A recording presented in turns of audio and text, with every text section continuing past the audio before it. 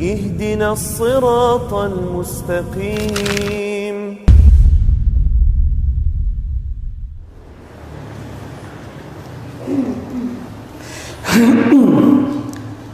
Bismillah. Assalamualaikum warahmatullahi wabarakatuh.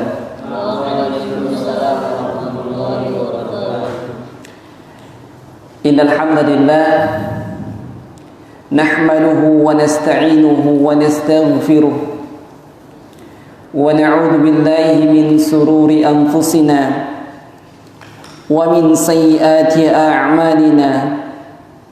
من يهده الله فلا مضل له ومن يضلل فلا هادي له أشهد أن لا إله إلا الله وحده لا شريك له وأشهد أن محمدا عبده ورسوله أما بعد إخواني في الدين rahimani wa rahimakumullah. Alhamdulillah, kita memuji Allah Subhanahu wa ta'ala atas rahmat dan karunia-Nya kepada kita, sehingga karena rahmat dan karunia-Nya lah kita dimudahkan oleh Allah Subhanahu wa ta'ala bisa duduk di majelis yang mulia ini insyaallah ta'ala dalam rangka talibul ilmi. Dan tidak lupa kita selalu memuji, tidak lupa kita selawat dan salam kepada junjungan Nabi kita Nabi Muhammad sallallahu alaihi wasallam beserta para keluarganya, para sahabat radhiyallahu anhum, dan juga yang mengikuti mereka dengan baik hingga yaumul qiyamah. Ahlan wa sahlan wa marhaban bik ya ikhwan fiddin. Selamat datang dalam talibul ilmi. Semoga Allah Subhanahu wa ta'ala memudahkan kita, menginginkan kebaikan kepada kita, dan kita berharap kepada Allah Subhanahu wa ta'ala surganya, dimudahkan masuk ke dalam surganya, dan dapat lampahan rahmat dan karunia pada kita. Mungkin tidak asing bagi kita suatu hadis yang selalu dibacakan dari guru-guru kita, yang memotivasi buat kita untuk belajar, mempelajari agama Allah Subhanahu wa ta'ala. Man salaka tariqan yaltamisu fihi ilman sahalallahu lahu bihi tariqan ilal jannah. Barang siapa yang menempuh jalan menuntut ilmu, maka Allah Subhanahu wa ta'ala mudahkan baginya jalan menuju surga. Ini adalah suatu kenikmatan yang Allah Subhanahu berikan hanya bagi orang-orang yang menuntut ilmu. Dan di antara kenikmatan yang lain, Allah Subhanahu wa ta'ala memberikan kefaqihan kepada kita. Jika Allah Subhanahu wa ta'ala menginginkan kebaikan pada kita, maka Allah faqihkan dalam masalah agama. Mayrillahu bihi khairan yufaqihu fid din. Barang siapa yang Allah Subhanahu wa ta'ala inginkan kebaikan pada dirinya, maka Allah akan faqihkan dalam permasalahan agama ini, fahamkan dalam permasalahan agama ini. Ikhwani fiddin rahimani wa rahimakumullah. Allah Subhanahu wa ta'ala berfirman, wa nazzalna 'alaikal kitaba tibyanan likulli syai'in wa hudan wa rahmah wa busyra lil muslimin. Dan sungguh kami telah menurunkan kepadamu ya wahai Muhammad suatu kitab, yaitu Al-Quran, tibyanan likulli syai'in, sebagai penjelas untuk segala perkara, untuk menjelaskan segala seluruh urusan. Maka Al-Quran ini telah menjelaskan segala hal-hal yang ada dalam masalah dunia kita, masalah agama kita. Wa hudaw wa rahmah, dan memberikan petunjuk dan juga rahmah. Wa busyra lil muslimin, dan juga memberikan kabar gembira bagi orang-orang muslimin, orang-orang yang berserah diri kepada Allah Subhanahu wa taala. Maka dengan ini kita ketahui bahwa Al-Qur'an adalah sebaik-baik petunjuk dan rujukan kita yang seharusnya kita kembali kepadanya jika kita ada permasalahan, perselisihan di antara kita. Ikhwani fiddin rahimani wa rahimakumullah. Al-Quran adalah kalamullah, firman Allah Subhanahu wa ta'ala, sebagaimana dikatakan oleh Syekh Dr. Sya'ban Muhammad Ismail dalam kitabnya Qira'ah Ahkamuha wa Masdaruha. Beliau mengatakan Al-Quran kalamullah. Al-Quran itu adalah firman Allah Subhanahu wa ta'ala, al-mu'jiz, dan merupakan mukjizat yang diberikan kepada Nabi Muhammad sallallahu alaihi wasallam, munazzalu ala khatamil anbiya wal mursalin sayyidina Muhammadin sallallahu alaihi wasallam biwasitil amin Jibril alaihi salam al-maktub fi masahifi wal manqul ilaina bitawatur wal muta'abbadu bitilawati wal mabdu'u bi suratil Fatihah wal makhtum bi suratin Nas. Maka dengan ini kita ketahui bahwa Al-Qur'an adalah firman Allah Subhanahu wa taala yang mesti kita tanamkan di hati kita. Al-Qur'an bukan makhluk, bukan makhluk. Ini yang dipegang oleh para ulama terdahulu, sebagaimana yang dipegang teguh oleh Imam Ahmad bin Hanbal. Beliau memegang prinsip ini sehingga beliau disiksa dan penjara oleh penguasa untuk mempertahankan akidah ini. Dan Al-Quran ini adalah mukjizat yang diberikan kepada Nabi Muhammad sebagaimana mukjizat-mukjizat yang pada nabi-nabi yang terdahulu. Allah memberikan kepada Nabi Muhammad mukjizat berupa Al-Quran yang abadi sampai yaumul qiyamah. Ikhwan fillah rahimani rahimakumullah, kemuliaan Al-Quran ini diturunkan kepada Nabi Muhammad sallallahu alaihi wasallam. Beliau adalah sebaik-baik makhluk yang Allah Subhanahu wa taala ciptakan melalui malaikat yang paling mulia, penghulunya para malaikat, pemimpinnya para malaikat, sehingga tidak diragukan kemuliaan yang ada pada Al-Quran sampai Al-Quran turun pada malam yang mulia, diturunkan pada malam yang mulia. Allah Subhanahu wa taala firman, "Inna anzalnal Qur'an." Bagaimana? Inna anzalnal Qur'anan kaif? Surah Al-Muzammil, kaif? Masya Allah.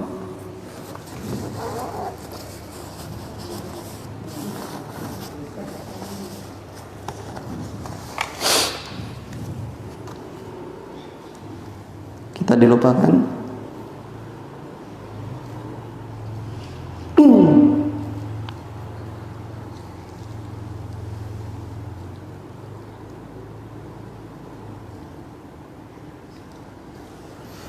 Inna anzalnahu fi lailatul qadar. Sesungguhnya kami telah menurunkan Al-Quran itu di malam Lailatul Qadar. Sehingga dengan turunnya Al-Quran pada malam itu, maka diberi keberkahan pada malamnya. Maka inilah suatu kemuliaan yang ada pada Al-Quran. Al-Quran itu maktub, ditulis pada mushaf-mushaf, dan al-manqu ilaina bitawatir, dan sampai dinukil kepada kita dengan secara mutawatir. Al-Quran itu tidaklah dikumpulkan oleh para sahabat, melainkan telah sepakat pada seluruh sahabat bahwa yang Al-Quran pada kita ini adalah Al-Quran yang telah dikatakan pada Allah Subhanahu wa taala,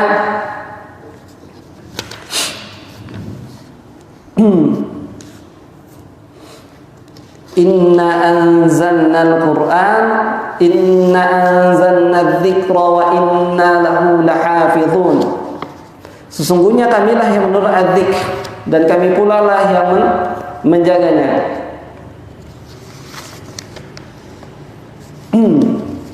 Ikhwani fiddin rahimani wa rahimakumullah. Kemudian al-muta'abbadu bitilawatih, dan membacanya sebagai ibadah, merupakan membaca Al-Quran amalan yang mudah di lisan, yaitu dengan membaca Al-Quran. Rasulullah SAW memberikan kabar gembira bagi kita orang-orang yang sering membaca Al-Quran. Man qara'a harfan min kitabillah falahu hasanatun, al-hasanatu bi'ashri amthaliha, la aqulu alif lam harfun, walakin alif harfun wal lam harfun wa mim harfun. Rasulullah SAW menjelaskan tentang kemuliaan Al-Quran, orang-orang yang membaca Al-Quran. Barang siapa yang membaca satu huruf dari kitabullah, maka dia akan mendapatkan satu kebaikan, dan satu kebaikan itu akan dilipat gandakan menjadi 10 kebaikan. Dan Rasulullah SAW menegaskan, tidaklah aku mengatakan alif lam mim itu satu huruf, akan tetapi alif satu huruf, wa mim wa lam satu huruf, dan mim satu huruf. Maka begitu mulia orang-orang yang sering membaca Al-Quran, sering mendekat dengan Al-Quran, sering mentadaburi Al-Quran, maka dia akan mendapatkan begitu banyak pahala yang diperolehnya. Al-mabdu'u bi suratil Fatihah, al-makhtum bi suratin Nas.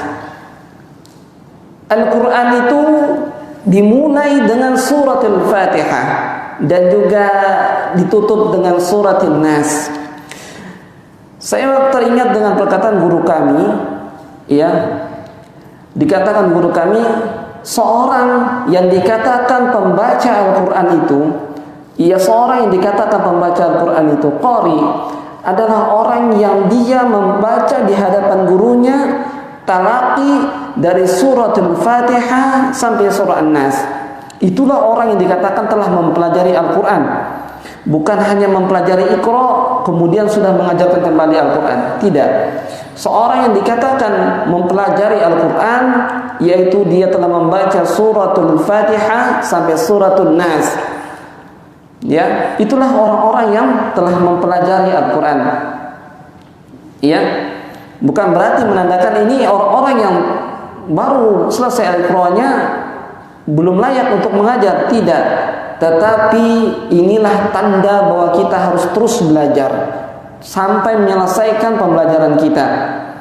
Sebagaimana kita melihat sabda Nabi SAW menitik beratkan permasalahan belajar di hadapan guru.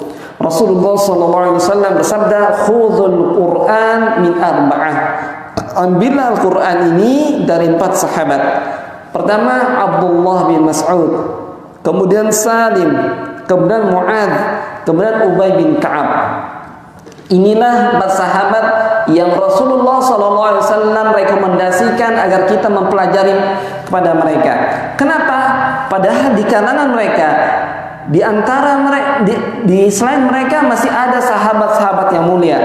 Mana Abu Bakar As-Siddiq, ya, Umar bin Khattab, ya, Utsman bin Affan, Ali bin Abi Thalib. Kenapa tidak diucapkan? Padahal mereka adalah orang-orang yang paham Al-Quran. Ini adalah suatu cabang ilmu yang berbeda.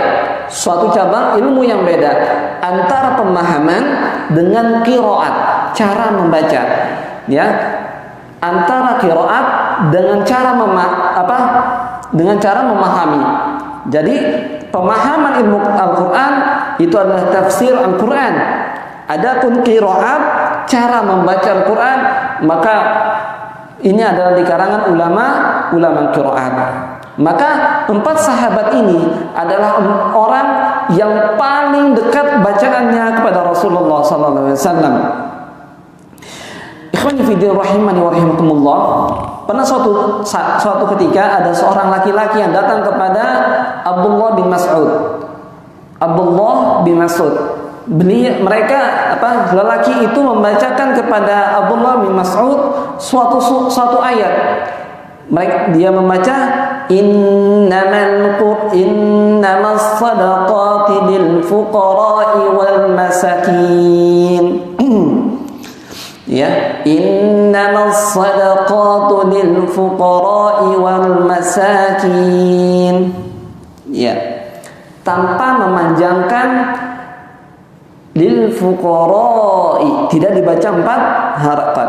Maka Abdullah bin Mas'ud mengatakan, "Ma hakada aqra'uniha Rasulullah sallallahu alaihi wasallam." Tidak seperti ini Rasulullah sallallahu alaihi wasallam membacakan Al-Qur'an kepadaku.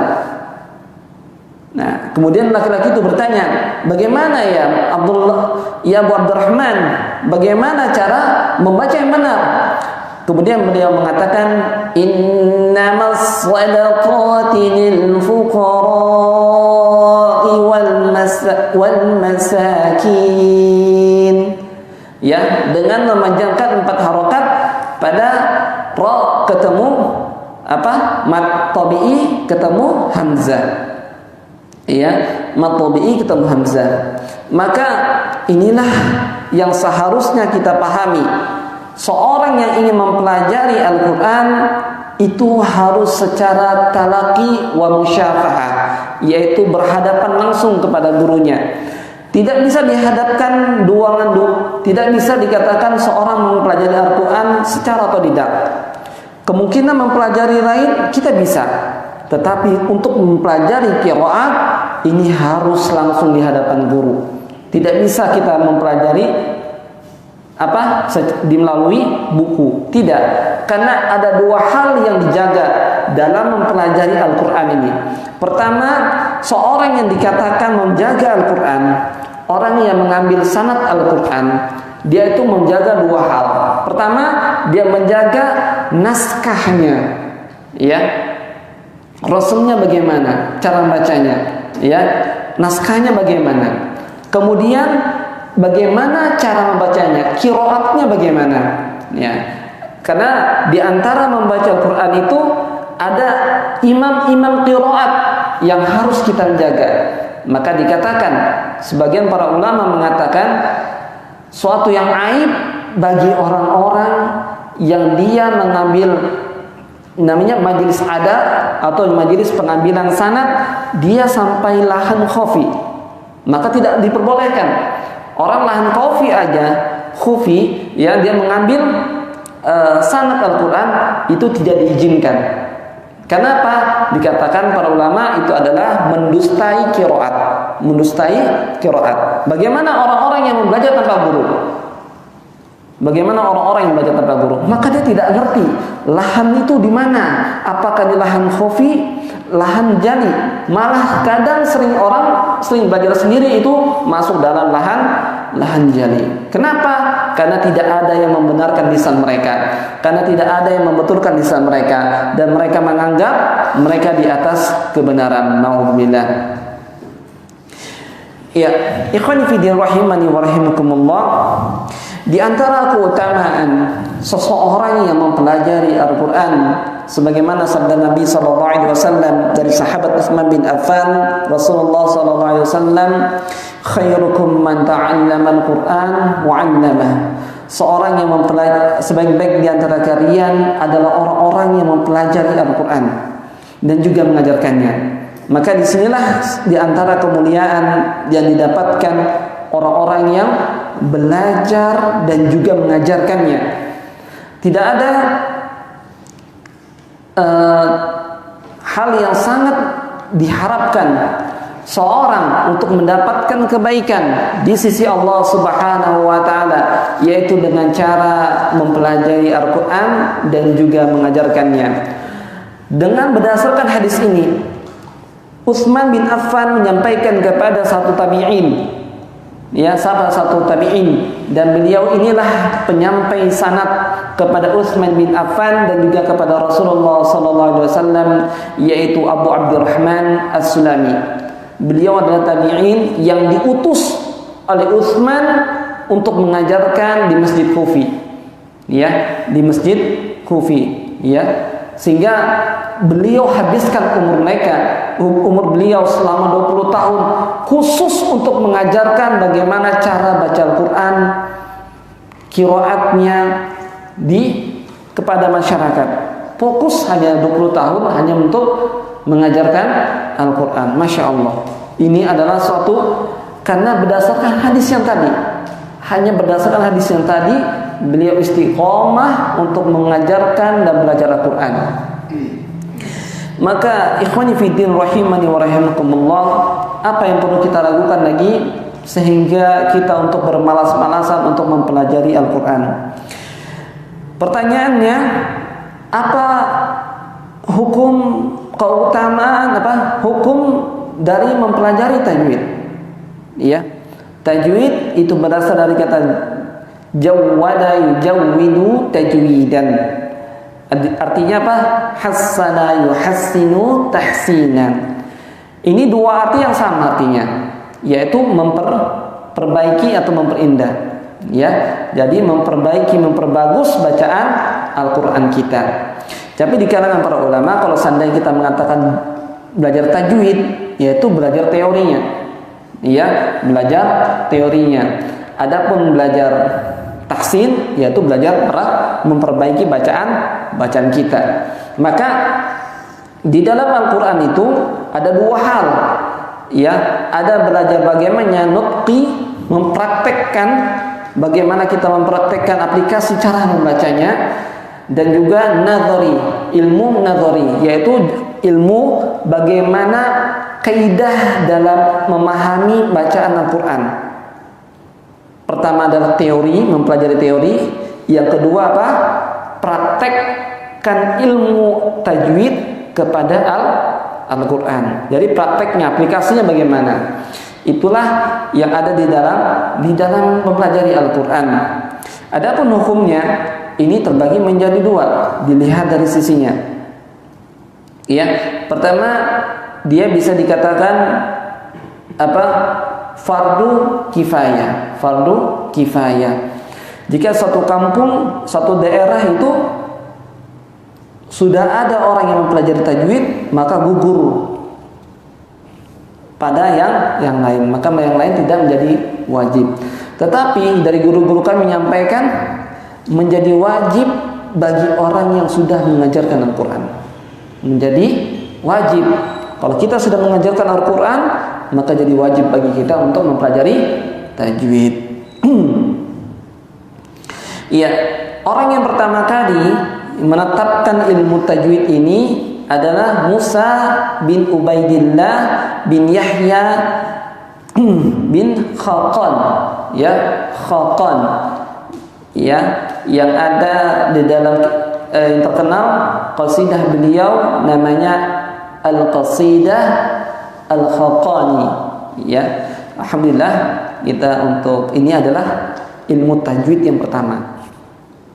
Buku tajwid yang pertama. Dikatakan beliau ini semasa dari Imam bin Hanbal, Ahmad bin Hanbal itu di kedua generasinya, habis ada dia Imam Ahmad bin Hanbal memiliki murid dan dia muridnya, dan beliau termasuk bermadzhab Hambali. Beliau termasuk bermadzhab Hambali dalam permasalahan fikih. Wallahu a'lam bishawab. Intinya disinilah beliau orang yang pertama kali memahami ilmu yang menetapkan ilmu tajwid dalam permasalahan Quran. Dan setelah itu tidak ada perselisihan para ulama, ilmu tajwid ini masuk dalam ilmu Al-Quran, masuk dalam ilmu Al-Quran. Ya, adapun cara membacanya,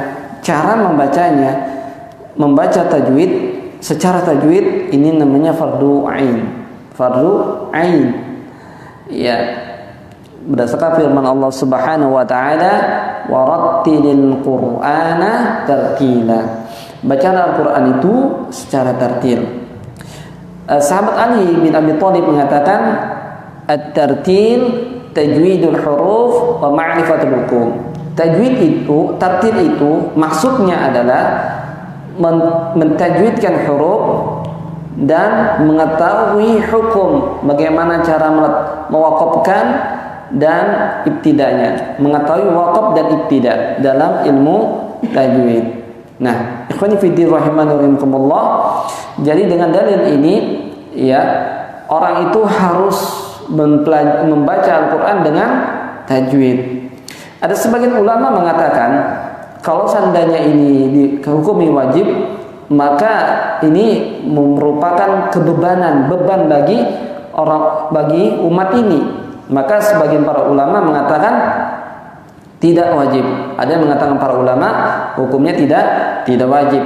Maka hal ini kita bisa jelaskan dari beberapa guru kita mengatakan ini bisa dijadikan dua bagian.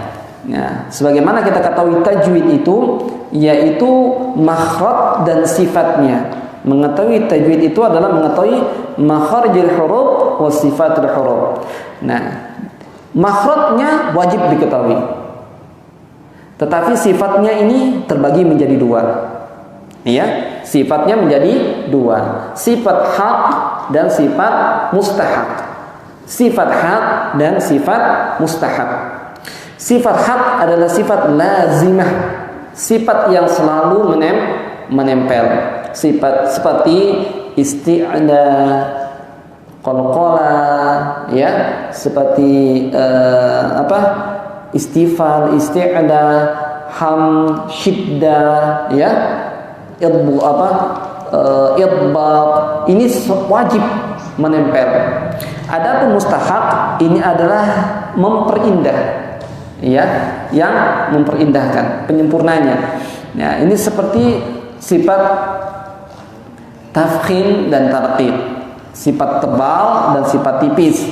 Kemudian sifat ikhfa, ya, sifat ikhfa, ya, sifat gunnah, ya, sifat gunnah. Ya, ini tidak selalu nempel pada hurufnya. Jika dia ketemu dengan huruf yang lain, maka baru dia timbul dan sifatnya aja memperindah. Maka dari ini ulama mengatakan untuk mempelajari makharijul huruf dan sifat hak itu wajib. Membacanya itu wajib. Ya. Sebagaimana dikatakan Al-Imam Al-Jazari mengatakan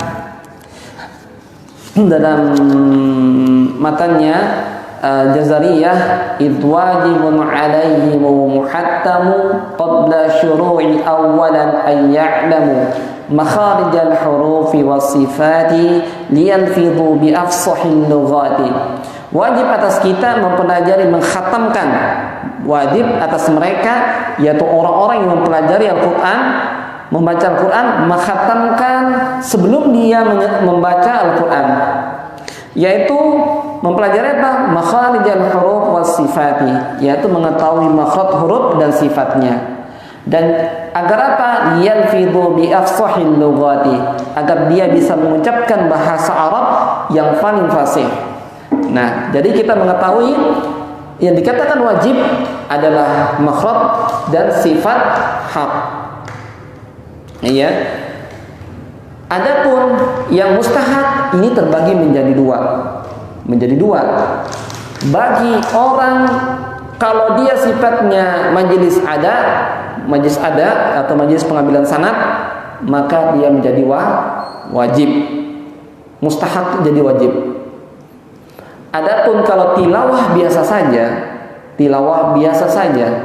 seperti sholat atau apa, baca Quran biasa itu. Mustahab itu tidak menjadi wajib. Tidak menjadi wajib.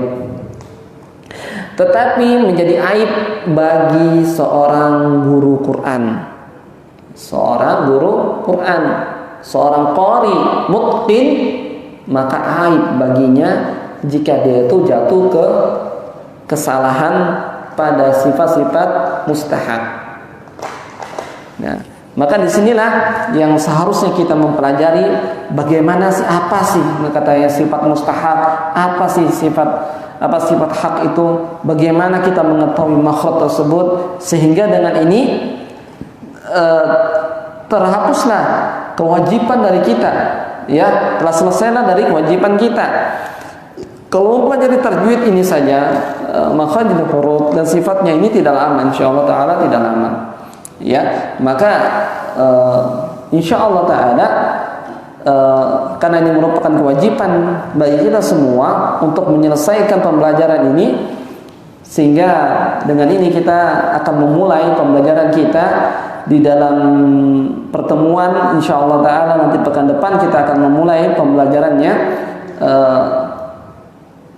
Kita nanti memulai langsung, kalau tidak ada Al-Iqra Usmani, kita Al-Quran Usmani aja, Al-Quran cetakan Madinah, ya, diusahakan nanti punya Al-Quran cetakan Madinah, ya, insyaallah banyak Al-Quran cetakan Madinah, ya, banyak cetakan Al-Quran cetakan Madinah, ya. Nanti kita akan talaki satu-satu, nanti satu ayat dalam Al-Quran, kita nanti tilawah Quran, dan setelah selesai kita belajar satu permasalahan, baru kita akan nanti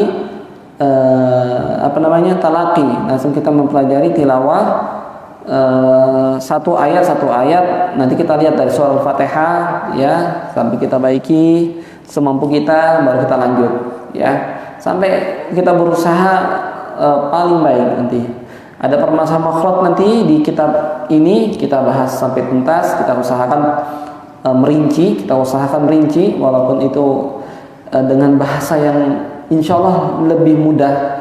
Insyaallah kita akan bahasa kita lebih mudah, karena kita berusaha ini bukan untuk berhebat-hebatan dalam permasalahan ilmu, tapi dalam rangka menyampaikan wasilah amanah ilmu, ya, yang harus kita sampaikan kepada umat ini, ya, kita sampaikan kepada umat bagaimana cara baca dan memahami kaidah, makhraj dan sifat huruf dengan benar, tuntas, baru kita menyelesaikan ilmu-ilmu tajwid yang lain. Maka dalam kitab metode Syafi'i ini adalah pembahasan yang sederhana sekali, ya.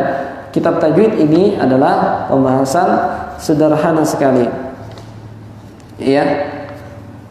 Yang buku yang kita sayang sama saya ini cetakan tahun berapa ini? Mungkin nanti ada perbedaan sedikit. Wallahu a'lam bishawab. Ini cetakan ketiga, ya, Januari 2015 Masehi. Anda tahu yang sama sampean itu cetakan berapa itu? Ini buku yang kayak gini, ya, cetakan buku yang kayak gini. Ada kan? Siapa kan?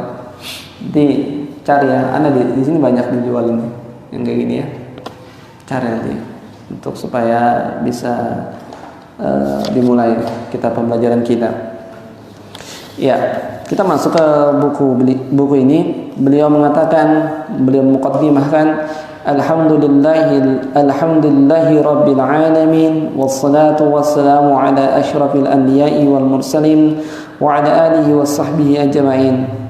Segala puji bagi Allah, Rabb semesta alam. Salawat dan salam kepada asyrafil anbiya dan para pendia dan wal mursalin, dan kepada keluarganya, para sahabat seluruhnya, ajma'in, dan seluruhnya. Wa ba'du, dan setelah itu beliau mengatakan bahwa firman Allah Subhanahu wa taala, ini suatu adab yang sangat mulia, ya. Pertama memulai dengan kitabnya dengan bismillah. Ini adalah kandungannya adalah mengambilkan keberkahan, dan juga berharap dimudahkan oleh Allah Subhanahu wa taala dengan nama-nama Allah Subhanahu wa taala. Ya, kemudian mengambil firman Allah Subhanahu wa taala, "Alladzina atainahumul kitaba yatlunahu haqqa tilawatihi ulaika yu'minuna bihi." Orang-orang yang telah kami berikan kitab, yaitu alladzina atainahumul kitab, yaitu orang-orang yang kami telah berikan kitab, yatlunahu haqqa tilawatihi, yaitu mereka membaca dengan semestinya. Ya, dia membaca dengan semestinya. Ini dalil wajibnya kita belajar tajwid. Karena kita harus mempelajari membaca dengan hak, dengan benar. Ya. Ulaika yu'minuna bih, dan mereka itulah orang-orang yang beriman kepadanya. Ya. Orang yang beriman kepada kitabullah yaitu membaca dengan benar, bukan baca dengan sembarangan atau hanya belajar secara otodidak. Rasulullah SAW bersabda, khairukum man ta'allama al-Quran wa 'allamah, yaitu sebaik-baik di antara kalian adalah orang-orang yang mempelajari Al-Quran dan juga mengajarkannya.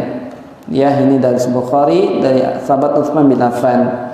Kemudian dari Aisyah, beliau Rasulullah SAW bersabda, al-mahiru bil Quran ma'as safatil kiramil bararah. Orang yang mahir membaca Al-Quran itu akan bersama malaikat yang mulia, ya, lagi taat. Yaqra'ul Quran walladzina yaqra'ul Quran yatata'tahu fihi wa huwa 'alaihi syaqqun lahu ajrani. Dan adapun orang-orang yang terbata-bata membacanya, maka dia akan mendapatkan, ya, 2 pahala. Ya. Maka ini suatu kemuliaan orang-orang yang belajar walaupun dia keterbata-bata akan tetap mendapatkan pahala. Itu masya Allah. Ini didapatkan dengan mempelajari Al-Quran. Dan orang yang mahir dia akan mendapatkan kemuliaan yang lebih lagi, yaitu bersama malaikat yang mulia lagi taat. Membaca Al-Quran tidak seperti membaca kitab-kitab. Ini dia mengatakan, ya, tidak membaca kitab-kitab lain buatan manusia. Membaca Al-Quran harus sesuai dengan diperintahkannya Allah dan dicontohkan oleh Rasulullah. Nah, maka inilah membaca Al-Quran itu bukan seperti kita membaca bahasa Arab, tidak membaca qiraah kita, tidak. Tapi membaca Al-Quran ini ada namanya qiraat, cara kaidah membaca. Nah, Imam Hafs bagaimana cara bacanya, Imam Syu'bah bagaimana cara bacanya, maka tidak sama untuk dapatkan dengan membaca kitab-kitab yang lain. Inilah kemuliaannya. Sebagaimana firman Allah Ta'ala, warattilil Qur'ana tartila, bacalah Al-Quran itu dengan tartil. Kemudian Imam Jazari mengatakan, wal akhduna bit tawdwili hatmun lazim, man lam tusahhihil Qur'ana athim, li'annahu bihil ilahu anzala wa hakadha minhu ilaina wasala. Yaitu membaca Al-Quran dengan tajwid hukumnya wajib. Ya, membacanya hukumnya wajib. Barang siapa yang tidak memperbaiki bacaan Al-Quran, maka dia berdosa. Dan karena dengan tajwid itulah Allah menurunkan Al-Quran, dan demikianlah Al-Quran itu sampai kepada kita. Masya Allah. Ya, dengan ini insyaallah ta'ala kita bersungguh-sungguh dalam mempelajari Al-Quran. Semoga Allah Subhanahu wa ta'ala memudahkan kita menyelesaikan tajwid ini. Dan pekan depan kita akan memulai, ingat kita bawa buku tajwidnya dan juga membawa Al-Quran cetakan Madinah. Akhirul kalam, semoga hal ini dapatkan pahala di sisi Allah Subhanahu wa taala. Kita tutup majelis kita dengan doa kafaratul majelis. Subhanakallahumma wa bihamdik, asyhadu an la ilaha illa ant, astaghfiruka wa atubu ilaik. Assalamualaikum warahmatullahi wabarakatuh.